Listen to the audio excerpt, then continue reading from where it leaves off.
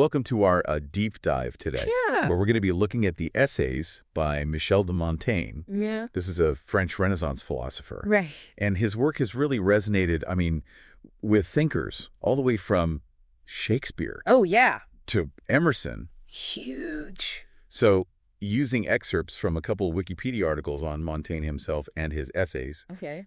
we'll discover why his style was so revolutionary. Mm-hmm.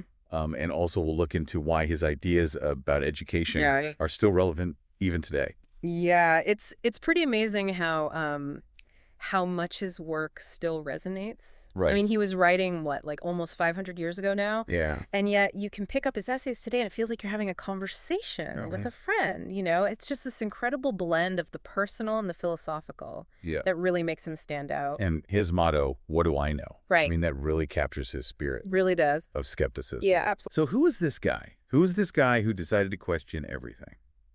Well, Michel de Montaigne was born in 1533 to a pretty wealthy family. Okay.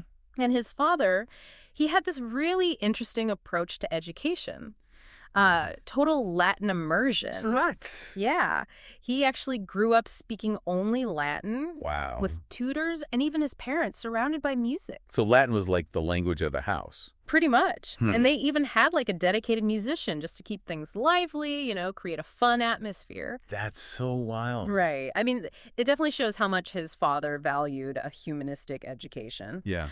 But even with that super privileged upbringing, Montaigne's life had its share of challenges. Oh, I'm sure. He lived through some pretty turbulent times. I mean, the French wars of religion were raging. Right. And he even served as the mayor of Bordeaux during all that. Oh, wow. Trying to mediate between Catholics and Protestants. Wow. So that was... Not exactly a peaceful time to be alive, right? No. I mean, did these events that he lived through, did they have any impact on his writing at all? Absolutely. I think the chaos of the world around him, it probably fueled his introspective nature. Okay. And then there was a real turning point in his life. What was that? It was the death of his closest friend, Oh, wow. Etienne de la Boutie. Okay. Montaigne was devastated, and at 38 years old, he decided to retreat to his tower library. Oh, wow. For almost a decade. Wow. He called it his citadel. Oh, that's interesting you say that, citadel, because it seems like he was seeking refuge. Right. But also maybe building something new at the same time. Exactly. It was during this period of deep reading and introspection that he started writing his essays. And they were groundbreaking for their time. Oh, absolutely. Imagine like personal anecdotes about his life, all mixed in with philosophical insights and quotes from ancient authors. He sounds like... It's just this amazing blend. The kind of friend who can connect the history of, forks to the meaning of life. Yeah. You got it. It's this unique mix of the personal and the philosophical that makes his work so fascinating, even today. Yeah. So, speaking of the philosophical, what were some of the big themes that he explored in his essays? Yeah. What were some of those? Well, his skepticism, that's like the foundation. Remember his famous, what do I know? Right. Well, that wasn't just a catchy phrase. Oh, I see. He was really influenced by Pyrrhonism. Okay. Which is a whole school of thought that really emphasizes the limits of human knowledge. It led him to constantly question assumptions. So even things that we think are common sense? Even those, yeah. Okay. He was basically saying, don't believe everything you think. That's a pretty radical idea, especially for the 16th century. Oh, absolutely. Especially when you think about how powerful religious dogma was back then. Right. But Montaigne, he wasn't afraid to challenge the status quo. So he challenged, societal norms. He questioned societal norms, yeah. Okay. He critiqued institutions. He even challenged the very idea of passionate love. Really? He saw it as, a potential threat to individual freedom. So instead of blindly following convention, right, he prioritized reason and individual experience. Exactly. And that's where his ideas about education get really interesting. Oh, okay. In his essay on the education of children, he totally rejected rote learning. Like memorization without understanding. Exactly, which was, super common back then. Right. He argued that true learning, it comes from experience, Okay. from questioning, from making connections, and fostering curiosity in students. It sounds like he was way ahead of his time. Yeah. I mean, those are the principles behind a lot of the progressive education movements. Absolutely. And it wasn't just about children either, Montaigne. He believed that learning should be a lifelong pursuit. Oh, wow. A way of constantly engaging with the world and expanding our understanding of ourselves and others. So we've got this foundation of skepticism, a rejection of blind faith in authority, and this real emphasis on experiential learning. Yeah. So how did all of that come together in his essays? Well, did his style of writing kind of reflect those ideas at all? Absolutely. What's really interesting is that he actually wrote the essays in 3 distinct phases.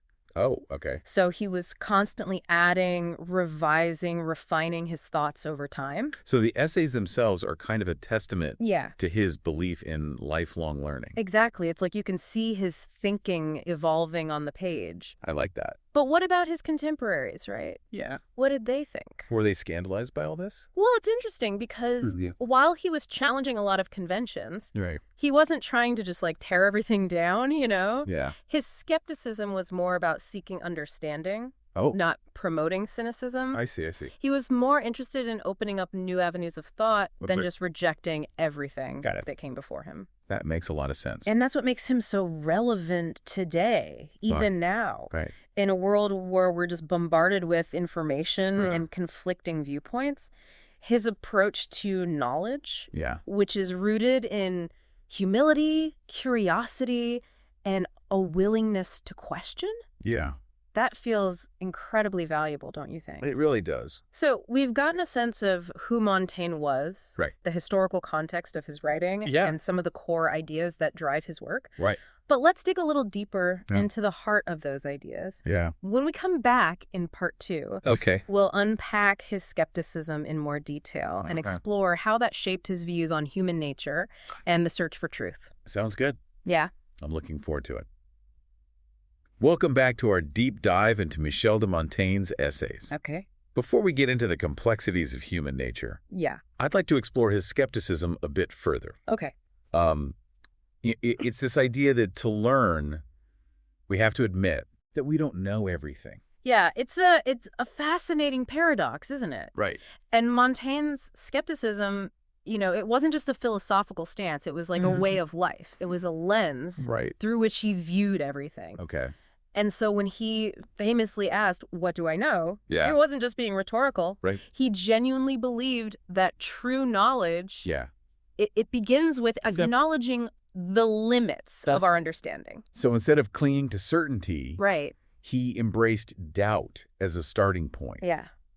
Which seems like a very risky approach. It was, and it still is. Right. But for Montaigne, it was all about intellectual honesty. Okay. He argued that our senses can deceive us. Okay. Our reasoning can be flawed. Right. And even seemingly unshakable truths can crumble under scrutiny.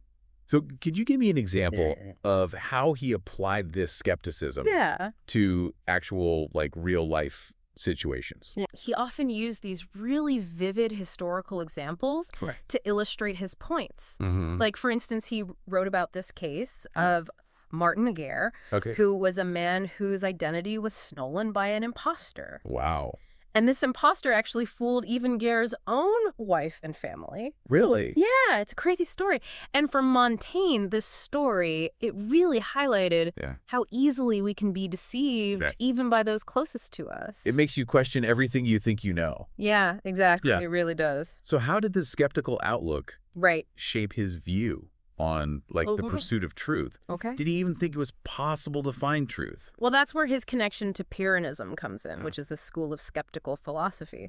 And the Pyrrhonists, they believed that suspending judgment on matters we can't definitively prove was the key to finding peace of mind. Okay. They didn't necessarily deny the existence of truth. They just simply acknowledge the difficulty and maybe even the impossibility of us as humans grasping it fully.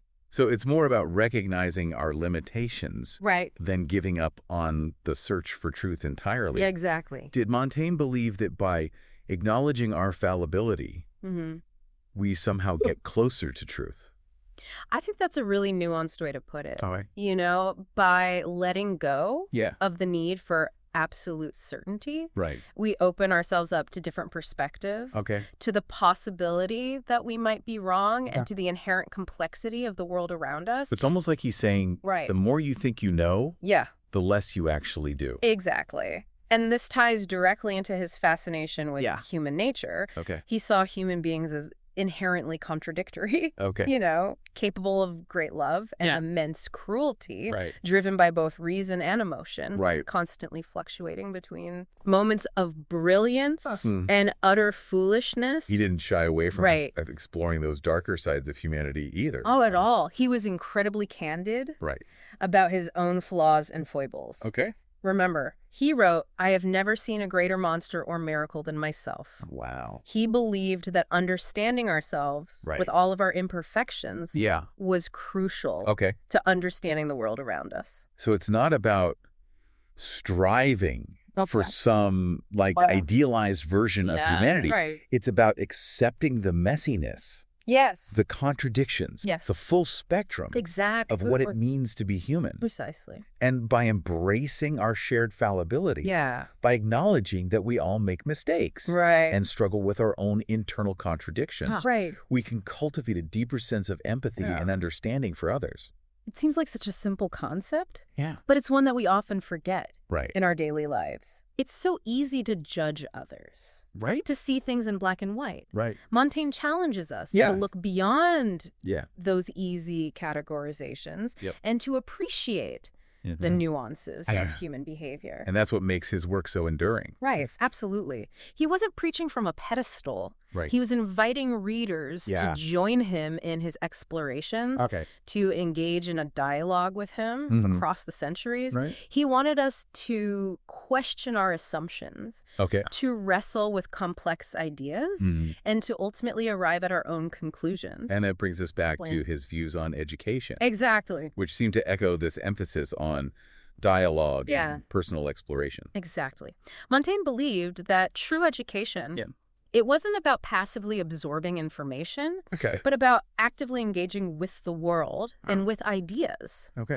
He rejected the rote learning methods of his time and advocated for a more experiential approach, one that emphasized critical thinking, curiosity, and open-mindedness. So instead of filling students' heads with facts, he wanted them to develop the tools to think for themselves. Exactly. And to navigate the world with discernment. Absolutely. He believed that education shouldn't end with formal schooling either. For Montaigne, learning it was a lifelong pursuit, a continuous process of self-discovery, fueled by curiosity and a willingness to question everything. Even ourselves. Including ourselves, It's a powerful message. And one that feels very relevant today. Absolutely. In a world overflowing with information, it's easy to feel overwhelmed. To just accept what we're told without questioning it or critically evaluating it. And that's why Montaigne's work, I mean, it continues to resonate with readers centuries later. He offers us a framework for navigating the complexities of life. A guide to living with uncertainty. And a reminder that the journey of self-discovery, it never really ends. So how do these ideas about skepticism and human nature and education influence our understanding of Montaigne's legacy? And what can we as modern readers learn from his work? We'll tackle those questions and more when we come back. All right, so we're back and ready to wrap up our deep dive into Michel de Montaigne's essays. We've talked about his skepticism, his fascination with the contradictions of human nature, and also his revolutionary ideas about education. But how does it all come together? Why are his writings still relevant today, centuries after they were written? Well, think about the world Montaigne was living in. Religious wars, political turmoil, even the plague. I mean, it was a time of just immense upheaval and uncertainty. For sure. And yet, amidst all this chaos, he turned inward, seeking solace and understanding through introspection and self-reflection. It's almost like in this world that had gone mad. He created his own sanctuary of thought within his tower library. And what's remarkable is that he didn't keep all those thoughts to himself. He shared them in his essays, offering this blueprint for navigating uncertainty and finding meaning in a world that often feels like it's falling apart. And I think the way he did it was so relatable. Oh, absolutely. He wasn't preaching from some ivory tower. He was right there on the page with his readers, sharing his doubts, his struggles. His moments of joy and despair. Exactly. He wasn't afraid to just put himself out there, and expose his vulnerabilities. I think that's what makes his work so enduringly human. I mean, we see ourselves reflected in his honesty, his humor, his willingness to grapple with those big questions without pretending to have all the answers. And it's that genuine humility that makes his skepticism so appealing. It's not about tearing down or being cynical. It's about approaching knowledge with an open mind, a willingness to be wrong, and a constant desire to learn and grow. That's such a powerful antidote, I think, to the dogmatism and rigid thinking that we often encounter in the world, even today. Montaigne reminds us that there's always more than one way to see things. That truth is often elusive, and that embracing uncertainty can actually be a path to wisdom. He also reminds us that life is messy. Oh, yeah. It's unpredictable and full of contradictions. It is. We're all these complex beings, capable of great things and terrible mistakes. It's true. And that's okay. Yeah. It's all part of what makes us human. Exactly. Instead of trying to fit ourselves into neat little categories or striving for some unattainable ideal, Montaigne just encourages us to embrace the full spectrum of our humanity, flaws and all. And this message, I think, resonates so deeply today. Especially in our current age of social media, where we're constantly bombarded with curated versions of reality. Yeah. We're always comparing ourselves to these perfect images. Exactly. But Montaigne, he reminds us to look beyond the surface, to question our assumptions, and to remember that true connection comes from recognizing our shared humanity, not from striving for perfection.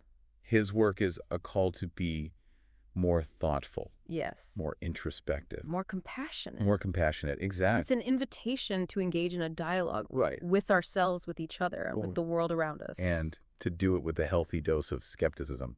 But what does that look like in practice? Okay. How can we apply Montaigne's ideas to our own lives? That's a great question. What's one concrete takeaway that you've gotten from his essays? For me, I think it's about cultivating a sense of inner peace amidst all the chaos. It's not about ignoring the problems or pretending that everything is fine. It's about finding a way to engage with the world without being consumed by it. Montaigne, despite all the turmoil he witnessed, he found joy in simple things. Friendship, conversation, a good book. He reminds us that happiness isn't some distant goal. It's a series of moments.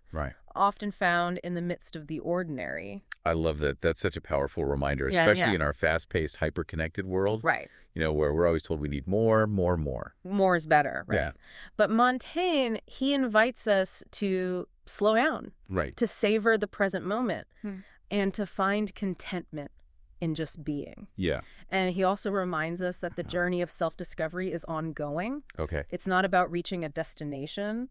It's a process of continuous learning, questioning, and growth. Well said. And I think if you're looking for a guide, a companion, a fellow traveler on this messy and beautiful journey, it is. I highly encourage you to pick up a copy of Montaigne's essays. You might be surprised at how much wisdom you find in those pages, even after all these centuries. His insights on life, death, friendship, love, and the human condition are as relevant today as they were back then. Absolutely. So until next time, keep seeking and keep diving deep.